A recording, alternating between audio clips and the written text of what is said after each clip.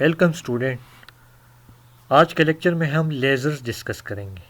सबसे पहले हम लेज़र का इंट्रोडक्शन करेंगे, फिर प्रिंसिपल ऑफ लेज़र डिस्कस करेंगे, फिर लेज़र सिस्टम के लिए थ्योरेटिकल जो स्कीम्स है उसको डिस्कस करेंगे और फिर हम कुछ प्रैक्टिकल लेज़र जो यूज़ में हैं वो डिस्कस करेंगे। सबसे पहले हम लेज़र को समझते हैं। Laser is an acronym for L for light, A for amplification, S stimulated, E emission and R radiation। तो लेज़र का ये मतलब है कि light amplification by stimulated emission of radiation, और ये टर्म क्वाइन किया था गॉर्डन गॉल ने। तो ये लेज़र का मतलब है। अब स्टूडेंट, लेज़र एक ऐसा डिवाइस है जो कि लाइट इमिट करता है। उस लाइट की कुछ खास प्रॉपर्टीज़ होती है। आम लाइट, ऑर्डिनरी सोर्स की लाइट और लेज़र लाइट में फ़र्क होता है। तो लेज़र लाइट की ये प्रॉपर्टीज़ है। लेज़र लाइट की पहली प्रॉपर्टी है मोनोक्रोमेटिक। लेज़र लाइट जो होगी वो मोनोक्रोमेटिक होगी। इसका मतलब ये है कि लेज़र लाइट की एक ही वेवलेंथ होगी या एक ही फ्रीक्वेंसी होगी, फिर वो कोहेरेंट होगी, तमाम वेव्स सेम फेज़ में होंगी।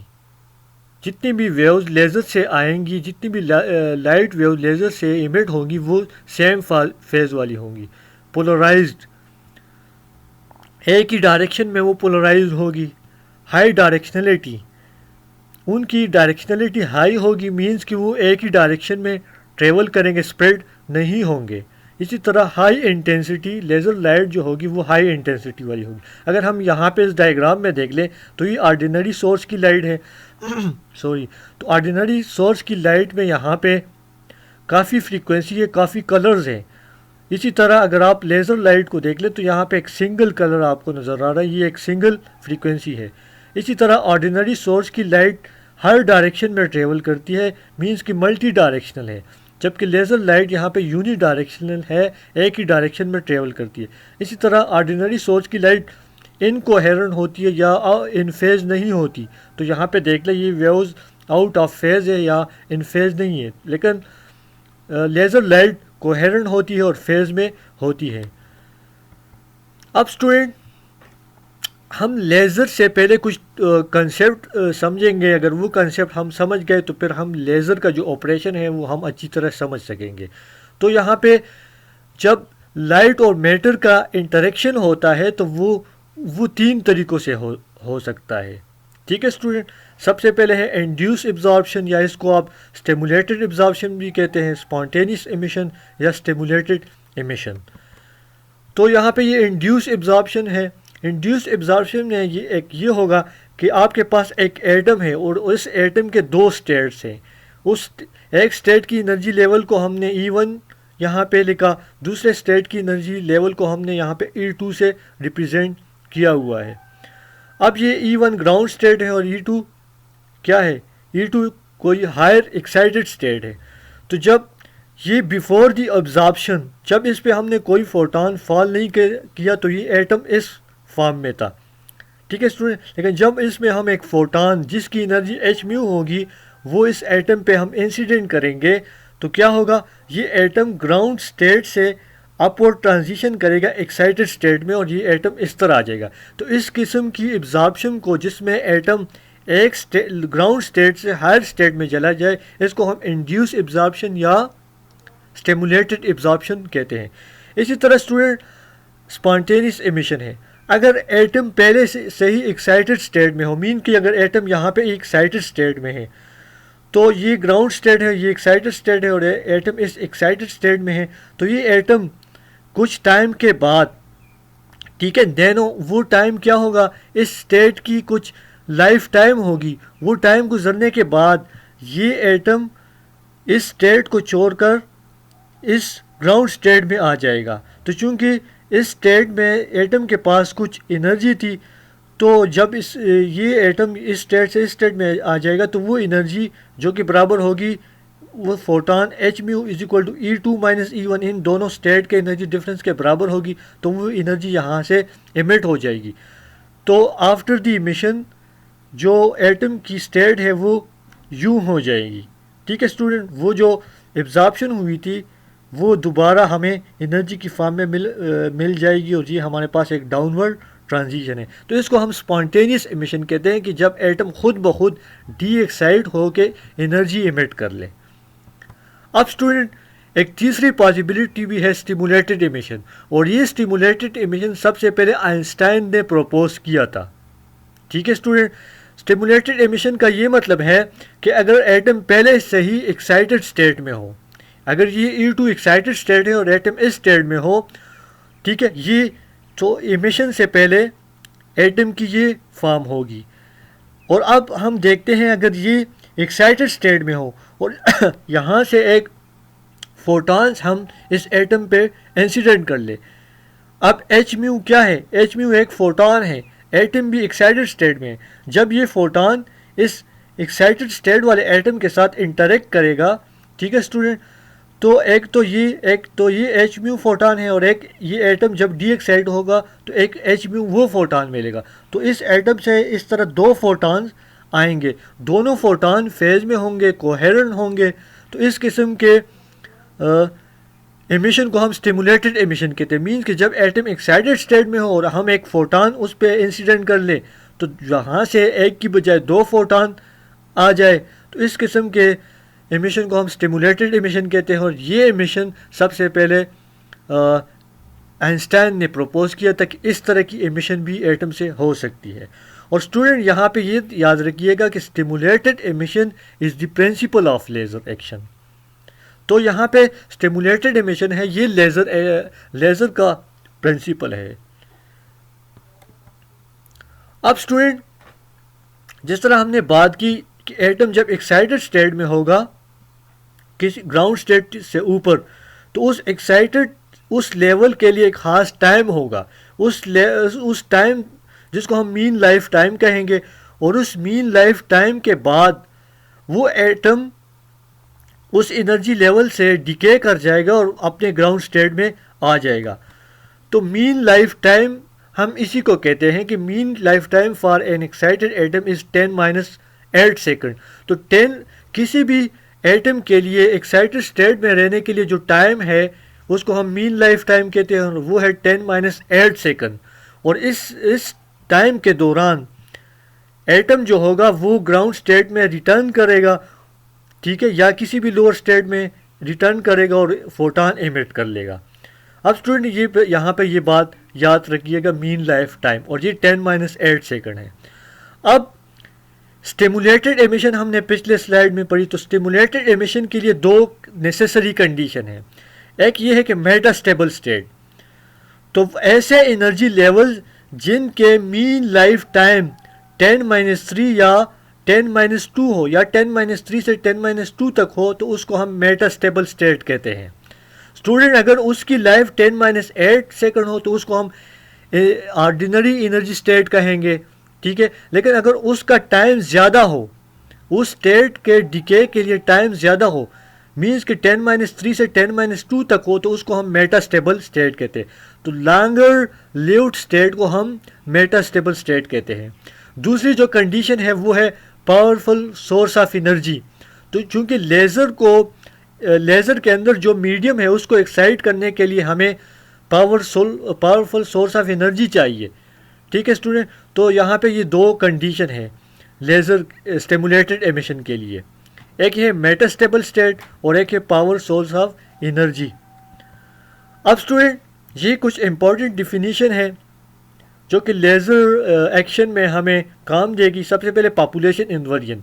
तो पॉपुलेशन इन्वर्जन हम एक ऐसे कंडीशन को कहते हैं जिसमें एक्साइटेड स्टेट के अंदर एटमों की तादाद ज़्यादा होगी ग्राउंड स्टेट्स में। मीन के ज़्यादा एटम एक्साइटेड स्टेट में होंगे और कम एटम ग्राउंड स्टेट में होंगे। अगर N2 को हम नंबर ऑफ़ एटम कहें एक्साइटेड स्टेट के अंदर और N1 को हम नंबर ऑफ़ एटम कहें ग्राउंड स्टेट के अंदर, तो ये N2 ग्रेटर होगा N1 से। तो इस कंडीशन को हम पॉपुलेशन इन्वर्जन कहते हैं। इसी तरह लाइफ टाइम, तो life limited time for which a particle remains in the excited state, it is about nanosecond। तो पिछले स्लाइड में भी हमने मीन लाइफ टाइम की बात की। तो ये मीन लाइफ टाइम वही है कि इस टाइम के दौरान एक पार्टिकल एक एक्साइटेड स्टेट में रहेगा और इसके बाद वो एटम डी एक्साइटेशन करके ग्राउंड स्टेट में आ जाएगा। और ये टाइम जो है ये नैनो सेकंड में होता है। जिस तरह पिछले स्लाइड में हमने देखा कि इसकी वैल्यू 10⁻8 सेकंड में होती है, तो ये आप लोगों ने याद रखना है। अब स्टूडेंट हम कुछ लेज़र स्कीम डिस्कस आगे करेंगे। सबसे सिंपलेस्ट काइंड का जो लेज़र सिस्टम है वो हमारे पास 2 लेवल सिस्टम है। मींस कि वहाँ पे 2 स्टेट होंगी, एक को हम ग्राउंड स्टेट कहेंगे और एक को हम एक्साइटेड स्टेट कहेंगे या मेटास्टेबल स्टेट। लेकिन प्रैक्टिकली हम 2 लेवल लेज़र नहीं बना सकते, और ये जो स्कीम है ये सिर्फ थ्योरेटिकल अंडरस्टैंडिंग के लिए हम यूज़ करते हैं। यहाँ पे पंपिंग सोर्स जो होगा वो एटम्स को ग्राउंड स्टेट से मेटास्टेबल में एक्साइट करेगा, यूँ, ठीक है। और लेकिन मीनवाइल उसी दौरान वो पंपिंग सोर्स उस एटम को डी एक्साइट करेगा। तो यहाँ पे वो एटम एक ही टाइम पे एक्साइट भी होगा, डी एक्साइट भी होगा, तो वहाँ से एक्साइटेशन भी होगी, डी एक्साइटेशन भी होगी। तो rate of stimulated emission will be equal to rate of stimulated absorption. तो जिसका मतलब ये है कि हाफ एटम मेटास्टेबल में होंगे और हाफ एटम ग्राउंड स्टेट में होंगे। तो इस तरह से पॉपुलेशन इन्वर्जन जो होगी वो हम अचीव नहीं कर सकेंगे, क्योंकि पॉपुलेशन इन्वर्जन के लिए लाजमी है कि एक्साइटेड स्टेट में ज़्यादा एटम्स हो और ग्राउंड स्टेट में कम एटम्स हो। लेकिन यहाँ पे 2 लेवल लेज़र सिस्टम में हाफ एटम तो इस स्टेट में होंगे, हाफ एटम इस स्टेट में, तो लिहाजा पॉपुलेशन इन्वर्जन अचीव नहीं हो सकेगी। तो ये जो 2 लेवल लेज़र सिस्टम है ये प्रैक्टिकली पॉसिबल नहीं है। इसको हम सिर्फ थ्योरेटिकली अंडरस्टैंडिंग के लिए हम क्या करते हैं, थ्योरेटिकली अंडरस्टैंडिंग के लिए हम सिर्फ इसको यूज़ करते हैं। इसी तरह स्टूडेंट अगले स्लाइड पे हम 3 लेवल लेज़र कहते हैं। तो ये सिंपलेस्ट काइंड ऑफ लेज़र है जो कि प्रैक्टिकली यूज़ हो सकते हैं। यहाँ पे स्टूडेंट 3 स्टेट्स होंगी आपके पास। E0 ये ग्राउंड स्टेट है, E1 ये मेटास्टेबल स्टेट है और E2 ये कोई एक्साइटेड स्टेट है। तो जब यहाँ ये डॉट जो आपको नज़र आ रहे हैं ये एटम्स ग्राउंड स्टेट में हैं अब, ठीक है स्टूडेंट। जब एच म्यू बार फोटान इस एटम पे फॉल हम करेंगे, ठीक है स्टूडेंट, तो यहाँ से ये एटम्स क्या होंगे, ये एटम यहाँ से एक्साइट हो जाएंगे और वो इस एक्साइटेड स्टेट में आ जाएंगे। तो वो इस एक्साइटेड स्टेट में आ जाएंगे। अब चूंकि यहाँ पे ये मेटास्टेबल स्टेट है, और यहाँ पे याद रखिएगा कि मेटास्टेबल की जो लाइफ टाइम है वो ज़्यादा है, उसमें एटम ज़्यादा देर तक रहेंगे। तो इस एक्साइटेड E2 स्टेट से क्या होंगे, वो एटम फोटान रिलीज़ करके इस मेटास्टेबल स्टेट E1 में आ जाएंगे। अब चूंकि इस मेटास्टेबल E1 स्टेट की जो लाइफ टाइम है वो ज़्यादा है इन दोनों स्टेट के मुकाबले में, तो इसका मतलब है कि ज़्यादा एटम ज़्यादा टाइम तक इस स्टेट में रहेंगे। तो ये स्टेट्स क्या हो जाएगी, ये स्टेट पॉपुलेटेड हो जाएगी, ज़्यादा एटम इसी स्टेट में रहेंगे। तो यहाँ से हम पॉपुलेशन इन्वर्जन हम अचीव कर सकेंगे, क्योंकि इसके और इसके मुकाबले में ये स्टेट ज़्यादा पॉपुलेटेड होगा, ज़्यादा एटम इस स्टेट में रहेंगे, तो ये हम पॉपुलेशन इन्वर्जन इस तरह अचीव कर लेंगे। अब स्टूडेंट यहाँ पे ये जो फोटान इमिट होंगी ये हमारे पास लेज़र वाली नहीं होगी, बल्कि इस मेटास्टेबल स्टेट से लेकर ग्राउंड स्टेट के दरमियान जो ट्रांजिशन होगी वो लेज़र वाली होंगी। अब स्टूडेंट एटम इस मेटास्टेबल स्टेट में है और इस मेटास्टेबल स्टेट के अंदर ज़्यादा एटम है, मीन ये ज़्यादा पॉपुलेटेड है। अब अगर एक फोटान जिसकी एनर्जी h म्यू है, जब ये इस एटम के इस स्टेट पे फॉल होगी, ठीक है स्टूडेंट, तो क्या होगा, तो ये यहाँ पे स्टिमुलेटेड एमिशन होगा। इस h म्यू की, इस फोटान की एनर्जी भी h म्यू है, और जो इन दोनों के दरमियान जो एनर्जी लेवल एनर्जी डिफरेंस है वो भी h म्यू है। तो जब ये फोटान इन एटमों के साथ ट्रिगर करेगा, इंटरेक्ट करेगा, तो स्टिमुलेटेड एमिशन होगी और यहाँ से एक बीम ऑफ फोटान्स निकलेंगी जिनकी एनर्जी h म्यू। तो ये सारे फोटान्स क्या होंगी, ये सारे फोटान्स एक ही एनर्जी वाली, एक ही फ्रीक्वेंसी वाली और कोहेरेंट वेव होगी, तो यहाँ से इन दो स्टेट के दरमियान लेज़र एक्शन होगा और यहाँ से एक लेज़र बीम निकलेगी, तो इसको हम स्टिमुलेटेड एमिशन कहते हैं। अब स्टूडेंट आगे ये हमारे पास 4 लेवल लेज़र सिस्टम है। 3 लेवल लेज़र सिस्टम हमने देखा, भी हमारे पास 4 लेवल लेज़र सिस्टम है। यहाँ पे 4 लेवल लेज़र सिस्टम से मुराद कि यहाँ पे हमारे पास 4 लेवल है। एक ग्राउंड स्टेट है, एक फिर उसके दरमियान एक्साइटेड स्टेट है जिसको हम इंटरमीडिएट स्टेट E1 कह देते हैं। उसके बाद आगे एक और स्टेट E2 है जिसको हम मेटास्टेबल स्टेट कहते हैं, और फिर एक और स्टेट है E3 जिसको हम एक्साइटेड स्टेट या पम्प स्टेट कहते हैं। अब शुरू में जब हम उस एटम पे 4 लेवल जो एटम है उस पे हम एनर्जी इंसिडेंट करेंगे या फोटॉन इंसिडेंट करेंगे या पंपिंग सोर्स इसको एक्साइट करेगी, तो वहाँ वो एटम क्या होगा, ग्राउंड स्टेट E0 से E3 में चला जाएगा। अब E3 से वो एटम डी एक्साइट हो जाएगा और मेटास्टेबल स्टेट में आ जाएगा। तो मेटास्टेबल की लाइफ टाइम तो ज़्यादा है, तो ज़्यादा एटम्स इसी स्टेट में रहेंगे। अब वो टाइम गुजरने के बाद 10-3 या 10-2 सेकंड गुजरने के बाद वो एटम क्या होगा, ज़्यादा एटम डी एक्साइट हो जाएंगे और यहाँ से इस E2 और E1 के दरमियान लेज़र ट्रांजिशन होंगी। जब एटम इस स्टेट में आ गया तो वहाँ से फिर क्या होंगी, फिर E1 से वो ग्राउंड स्टेट में आ जाएगा। इस यहाँ पे भी फोटॉन इमिट होंगी, यहाँ पे भी फोटॉन इमिट होंगी, लेकिन इन दोनों इमिशंस में फोटॉन जो होंगी वो स्पॉन्टेनियस इमिशन होगी, तो वहाँ पे फोटॉन्स कोहेरेंट नहीं होंगी। लेकिन E2 और E1 के दरमियान लेज़र ट्रांजिशन होगी, यहाँ पे एक फोटॉन इसको ट्रिगर करेगी और यहाँ से एक कोहेरेंट वे में फोटॉन्स की एक बीम निकलेंगी, तो ये हमारे पास लेज़र ट्रांजिशन आ जाएंगी। अब स्टूडेंट हम लेज़र की जब हम कंस्ट्रक्शन की बात करते हैं तो लेज़र के कौन कौन से कंपोनेंट हो सकते हैं, या लेज़र में कौन कौन से कंपोनेंट, किसी भी टिपिकल लेज़र में कौन कौन से कंपोनेंट चाहिए होते हैं। तो सबसे पहले एक्टिव मीडियम, कि लेज़र के अंदर हमारे पास एक लेज़र मीडियम का होना ज़रूरी है ताकि जिसको हम एक्साइट कर सकें। अब ये सॉलिड स्टेट, ये मीडियम सॉलिड भी हो सकता है, गैस भी हो सकता है या लिक्विड भी हो सकता है। दूसरा पंपिंग सोर्स, पंपिंग सोर्स हमें इसलिए चाहिए कि लेज़र मीडियम को हम एक्टिवेट कर सके, उसको हम एक्साइट कर सके।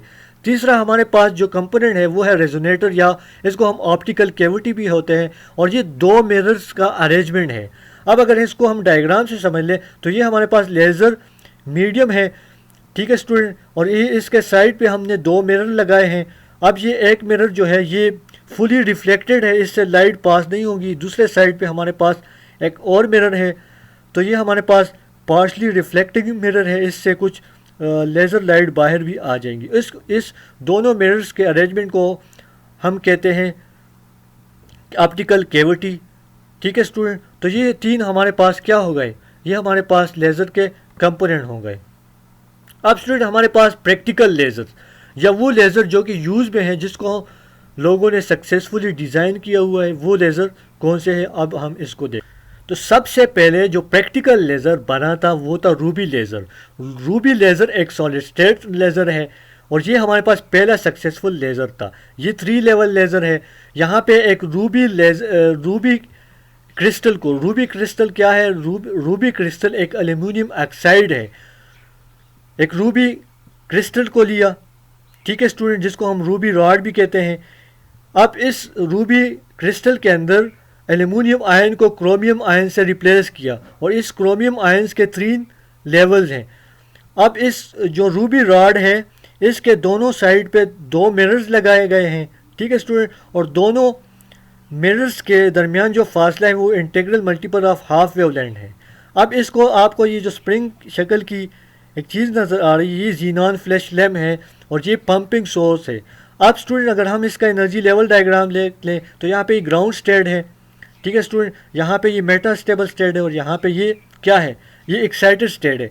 तो ये जो पंपिंग सोर्स है जीनॉन फ्लैश लैम्प, ये एटम को ग्राउंड स्टेट से एक्साइटेड स्टेट में क्या करेगा, एक्साइट कर लेगा। वहाँ से क्रोमियम आयन एक दूसरे से जब कोलाइड होंगे तो वो एनर्जी लॉस करेंगे। तो एनर्जी लॉस की वजह से क्रोमियम आयन इस स्टेट से इस स्टेट में आ जाएगा, तो यहाँ ये रेडिएशन लेस ट्रांजिशन होगी, तो मेटास्टेबल स्टेट पॉपुलेट हो जाएगी। तो मेटास्टेबल स्टेट से जब, अच्छा यहाँ पे एक फोटोन जब इस मेटास्टेबल स्टेट वाले एटम से इंटरेक्ट करेंगे तो यहाँ से लेज़र एक्शन होगा और मेटास्टेबल स्टेट से इलेक्ट्रॉन एटम जो होंगे वो ग्राउंड स्टेट में आ जाएंगे, तो यहाँ पे ये लेज़र ट्रांजिशन होगी। तो यहाँ पे रूबी लेज़र जो है ये इस तरह एक्शन करेगा, तो ये मेटास्टेबल स्टेट और ग्राउंड स्टेट के दरमियान ये लेज़र ट्रांजिशन होगी, तो यहाँ से एक बीम ऑफ फोटॉन्स निकलेगा। स्टूडेंट यहाँ पे ये रूबी लेज़र जो है ये एक पल्सिव मोड में काम करते हैं, क्योंकि ये ज़ीनान फ्लैश लैम्प है, ये पल्सिस की फॉर्म में इस क्रोमियम आयन को एक्साइट कर लेता है। तो जब एक पल्स के दौरान ये एक्साइट होगा तो हमें लेज़र लाइट में एक पल्स मिलेगी, तो फिर दूसरी पल्स मिलेगी, फिर दूसरी पल्स मिलेगी, तो ये पल्सेटिव मोड में ये लेज़र रूबी लेज़र काम करेगा। आगे स्टूडेंट हम दूसरा किस्म का लेज़र देखते हैं, helium neon laser. Helium neon जो लेज़र है ये 4 लेवल लेज़र है और ये गैस लेज़र है। अब स्टूडेंट इसकी कंस्ट्रक्शन क्या है, इसमें 10 पार्ट ऑफ हीलियम को लिया गया होता है और एक पार्ट नियॉन के लिए होता है गिलास ट्यूब के अंदर, और गिलास ट्यूब के दोनों साइड में मिरर्स लगाए होते हैं और मिरर्स के दरमियान जो स्पेसिंग है वो हाफ वेवलेंथ के बराबर होता है। अब चूँकि पंपिंग के लिए या इनिशियल एक्साइटेशन के लिए एक इलेक्ट्रिक डिस्चार्ज अप्लाई होता है, और ये इलेक्ट्रिक डिस्चार्ज अप्लाई होता है 2 इलेक्ट्रोड जो कि ट्यूब के बाहर फिक्स होते हैं, तो वो इलेक्ट्रिक डिस्चार्ज अप्लाई करते हैं। तो इलेक्ट्रिक डिस्चार्ज से इलेक्ट्रॉन जब हीलियम और नियॉन एटम के साथ कोलाइड करते हैं तो वो इसको एक्साइटेड स्टेट में उसको वो हायर एनर्जी स्टेट में वो एक्साइट कर देते हैं, जो कि वो मेटा स्टेबल स्टेट है। तो हीलियम के लिए मेटास्टेबल स्टेट 20.61 इलेक्ट्रॉन वोल्ट है और नियॉन के लिए मेटास्टेबल स्टेट 20.66 इलेक्ट्रॉन वोल्ट है। तो ये इलेक्ट्रॉन जब डिस्चार्ज से इन एटमों के साथ कोलाइड कर लेते हैं तो वो उसको मेटास्टेबल स्टेट में एक्साइट कर लेते हैं। तो कुछ हीलियम एटम नियॉन एटम के साथ जो कि ग्राउंड स्टेट में हो कोलाइड करके अपनी एनर्जी दे देते हैं, ठीक है स्टूडेंट, और as a result neon atom ground state से एक्साइट हो जाता है। अब यहाँ पे जो हीलियम एटम है तो ये यहाँ पे पॉपुलेशन इन्वर्जन कॉज करते हैं या पॉपुलेशन इन्वर्जन प्रोड्यूस करते हैं। तो इसको एनर्जी लेवल डायग्राम देख लें, ग्राउंड स्टेट से ये दोनों एटम क्या हुए, हीलियम एटम भी एक्साइट हुआ अपने मेटास्टेबल स्टेट में, और यहाँ पे ये स्टूडेंट नियॉन एटम भी यहाँ पे ये एक्साइट हुआ अपने मेटास्टेबल स्टेट में।